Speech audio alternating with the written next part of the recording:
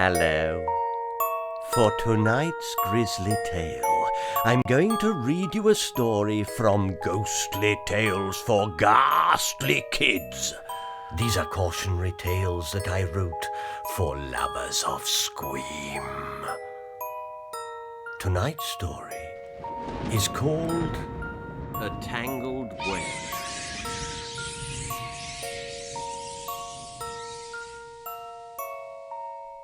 Nigel could sometimes be charming, usually when he wanted something, like a pencil with a rubber on top from Madame Tussauds, or the last jam donut. Generally, though, he was pretty annoying, what with those funny little clicking noises he made with his tongue. Those eyeball rolls he did when he would scare grown-ups by showing them the whites of his eyes, and that terrible habit he had of standing in the middle of the room and staring at someone with his mouth wide open. "You look like a postbox," his mother would say. Nigel would reply by clicking his tongue. "If the wind changes, your face will get stuck," she'd add.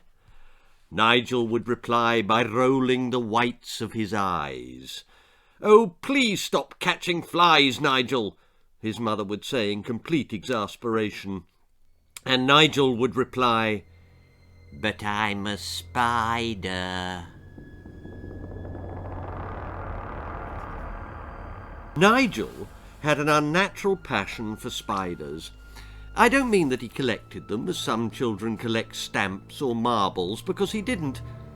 He liked to torture them, to catch them in jam jars and pull their legs off with his mother's eyebrow tweezers, to shut them inside matchboxes and push 100 pins through the outside until the spiders were as dead as it is spiderly possible to be, to press them in between the pages of large books like wild flowers, and, of course, to drown them in the bath and watch them flounder helplessly as the soapy whirlpool sucked them down into the dark, damp hell known to us all as the plug hole. Not a pleasant boy, Nigel. Not exactly a friend of the spider either. His mother once asked him why he was so cruel to spiders if he was supposed to be a spider himself. Nigel clicked his tongue. "There are spiders and spiders," he replied cryptically.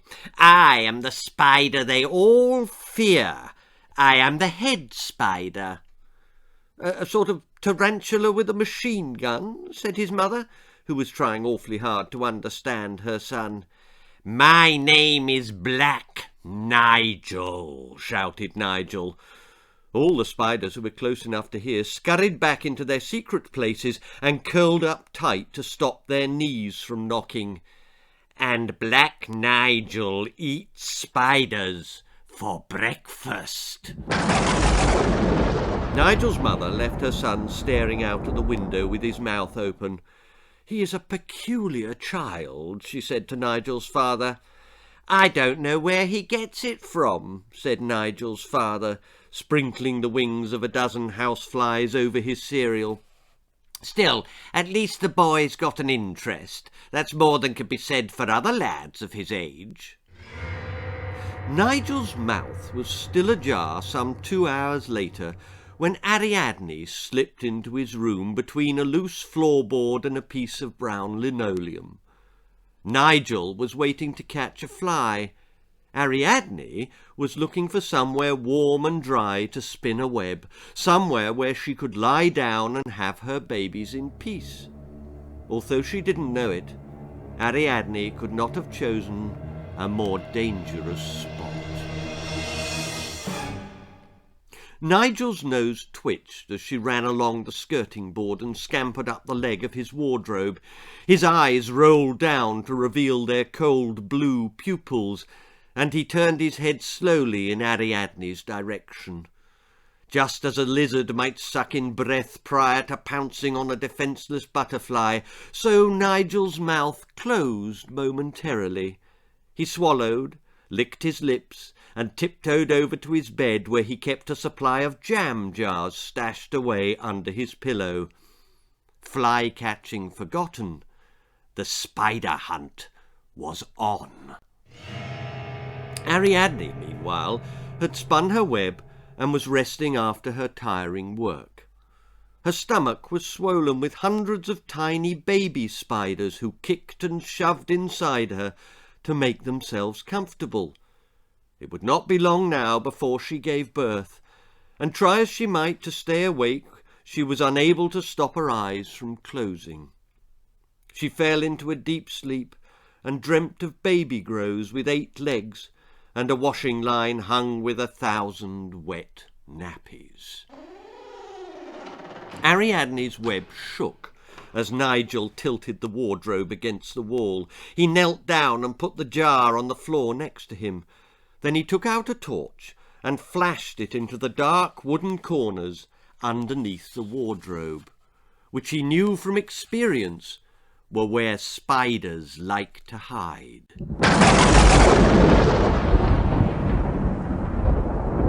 Ariadne was woken by a bright searchlight shining directly into her eyes. It confused her. She couldn't see what was happening. She couldn't remember where she was. She couldn't imagine what this light was for. All she knew was that there was danger, and she had to escape to save her unborn children. Nigel saw the spider move. It was a big one, a huge wobbling belly that scraped along the ground as it tried to run. He yelped with delight at his catch. He held his jam jar tantalizingly over the retreating spider's head, allowed it to think that it was getting away, and then, at the very last moment, brought it crashing down. She was trapped. "Let me out! Please let me out!" squealed Ariadne. But Nigel didn't understand spider speak. Not that he would have listened even if he had. He slipped a piece of paper over the opening to the jar, turned the jar the right way up, and laughed as Ariadne fell painfully onto her back. "I expect you're cold," he said, clicking his tongue. Ariadne shook her head. "I expect you want warming up," he said, rolling his eyes back. Ariadne stood on her back legs and tried to get as close to Nigel's ear as she could. "Kill me if you must, but don't harm my babies," she begged. But her pleas fell on deaf ears. Nigel had already lit the candle. He held it underneath the jar and moved it round and round in a circle. The glass under Ariadne's feet started to warm up. She moved to a cooler spot, but the flame followed her. "Ow!" she screamed. "You're burning my feet!" She tried to climb up the side of the jar, but it was too slippery. "Please stop!" she cried. Nigel watched impassively as the spider with the fat belly slid back down the sides of the jar and fried. He took the dead spider out of the jar, opened his window and dropped it into the dustbin below.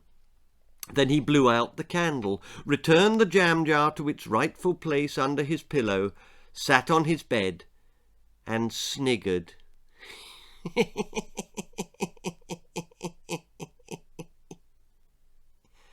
The dustmen came the following morning.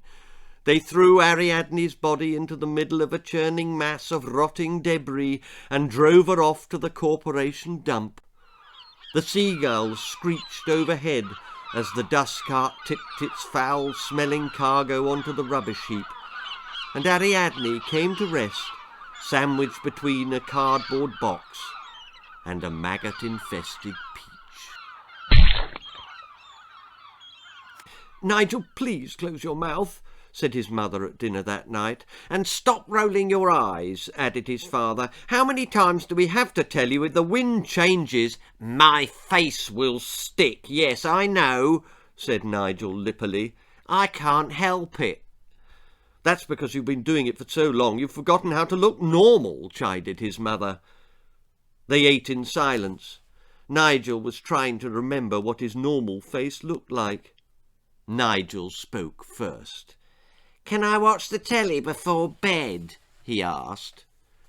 "If you promise not to pull any more faces," replied his mother.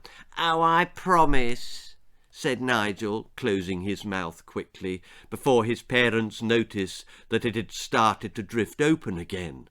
"Thanks," he said, then "sorry," as his tongue clicked of its own accord. As darkness fell on the rubbish tip, something stirred underneath a cardboard box. A maggot-infested peach rolled to one side. A dead spider turned over in its putrid grave. Ariadne had not come back to life, although if you had seen the wild bumping and thumping in her stomach, you might have been forgiven for thinking that she had. The baby spiders, which she had been carrying while Nigel had so cruelly killed her, were being born. Suddenly, thousands upon thousands of tiny spiders burst out of her belly and floated on gossamer threads to the top of the rubbish heap. Thousands upon thousands of pale white spiders lined up along the edge of an old rusty tin bath. They were not flesh and blood like you and me, for they too had died inside that terrible jam jar.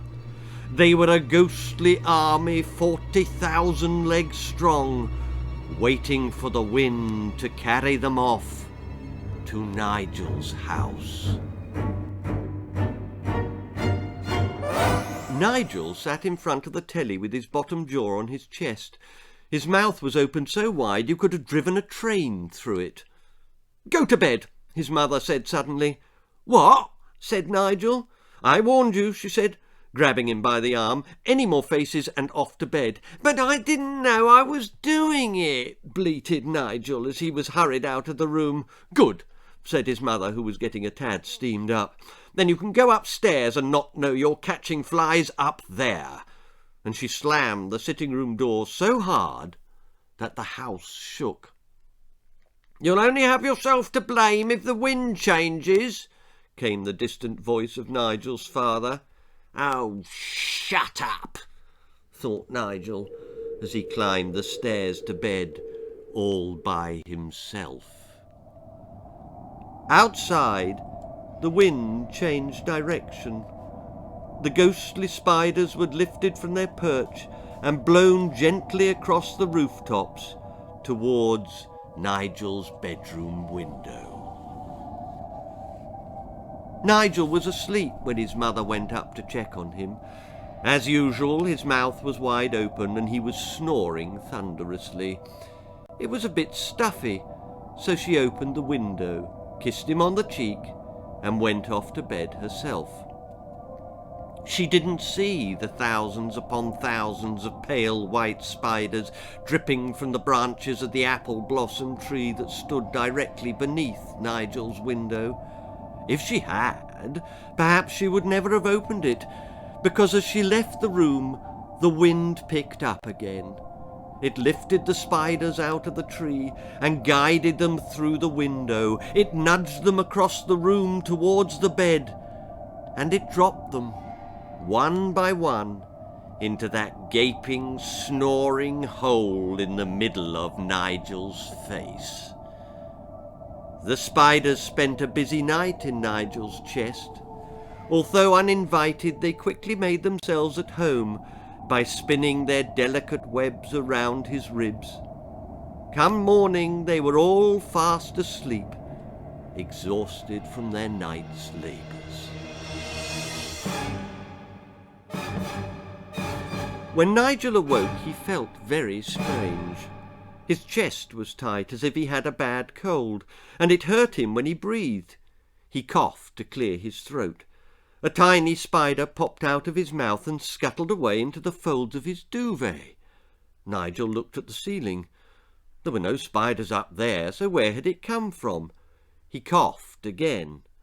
Another spider popped onto his bed. Nigel shut his mouth. He could feel something crawling around in his throat. Surely not. He coughed for a third time just to check, and let out a feeble scream. The spiders were coming out of his mouth. At breakfast that morning, Nigel's parents noticed that he kept his mouth firmly closed. "Learnt your lesson?" said his mother smugly. "Yes, definitely," mumbled Nigel between pursed lips. "I'll never open my mouth again." And he never did. From that day onwards, Nigel kept his mouth shut tight, for fear that another spider might pop out. He stopped rolling his eyes and clicking his tongue as well. He took up knitting instead. He would sit all alone for hours on end, winding lengths of white wool between the bedposts at either end of his bed. He had no idea why he did it. He just knew that he had to. It was instinctive, just like a spider spinning its web.